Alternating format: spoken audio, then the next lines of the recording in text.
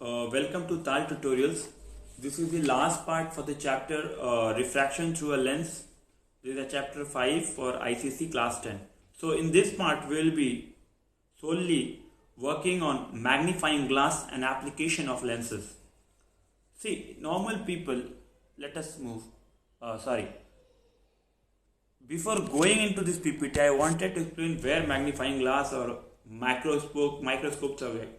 See, a normal people, to see the distant tiny object, we prefer to place it near to eye, okay, as close as possible. But human eye has some limitations. In order to see an object by a naked eye, it is necessary to place it at least at a distance of 25 centimeter from the eye, which is the least distance of a distance vision for a normal eye. An object placed at a distance of less than 25 centimeter is not seen distinctly. Thus, an object is seen distinctly and of maximum size when it is placed at least from the distant vision, because the size of the image on retina is actually determined by the angle subtended by the object on the eye. Smaller the angle, the smaller is the size of the image. Okay. To observe a small object, we use very small thing. So what is a magnifying glass? See, it is a convex lens of short focal length. It is mounted in a lens holder for a practical use. It is used to see and read the small letter and figure, also used by watchmakers to see the small part and screw of the watch. See, I showed you the label diagram to locate the image formed by a magnifying glass. See, there is a ray diagram. AB is an object. Take it anything, either a part of a watch or anything, in front of a convex lens. The position of the lens is so adjusted that the object AB lies in between its optical center and focus 1, and the image is formed at least distance of distinct vision. A ray of light AD from the point A on the object incident parallel to the principal axis, after refraction from the lens, passes through its focus F2 as DF2. The other incident ray AOA passages through the optical center O get refracted as OO dash without deviation. The two refracted rays DF2 and and OO dash does not actually meet, but they meet at the point A dash when they are produced backward. Thus A dash is a virtual image of the point A. Hence A dash B dash is a virtual magnified and erect image of the object AB. To observe the image, the eye is kept very close to the lens on the other side of the object at the position shown in the diagram given there. The magnifying power is denoted, that is M is equal to 1 plus D by F. This is I was talking about. The magnifying power of the microscope or magnifying glass is denoted M is equal to 1 plus D by F. The magnifying power of a microscope can be increased by using the lens of short focal length. That is, shorter the focal length, more is the magnifying power. But it cannot be increased indefinitely. Some application of lenses are that the objective lens of telescope, camera, slide, a convex lens which is formed as real and inverted. When our eyesight weakens, we use spectacles having either of the convex or concave lens. A person suffering from long-sightedness or hypermetropia wears spectacles having the convex lens, but the person suffering from short-sightedness or myopia wears spectacles using the concave lens.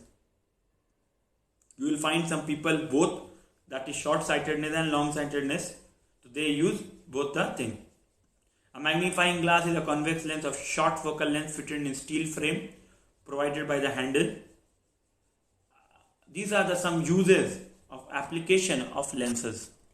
Now, as I showed, the objective lens of telescope I explained, the eye lens is also convex, I explained. Application of concave lens is what? A concave lens is used as the eye lens in a Galilean telescope to obtain the final erect image of the object. A person suffering from short-sightedness, myopia wears spectacles having concave lens. Many examples I explained in the last slide only. So these are some of the applications which are used as convex and concave lens. Now, see, here this is an experiment which determines the focal length of a convex lens. A principle what we are using, a beam of parallel rays from the distant object incident on a convex lens get converged in the focal plane of the lens. See, the approximate focal length of a convex lens can be determined by using the principle which I said it is converged in the focal plane of the lens. So in an open space against a wall, a white wall, a 0 centimeter end touching the wall and its other end toward the illuminated object which is at a very large distance is kept. By moving the convex lens to and fro along the length of the meter rule, focus the object on the wall. The image found on the wall is almost at the focus of the lens, and from the image the distance of the length is read directly by the meter scale. This gives the approximate focal length of the lens. The ray diagram which is shown here is that only. The ray diagram you will get on page number 130, 5.558 for this. Now,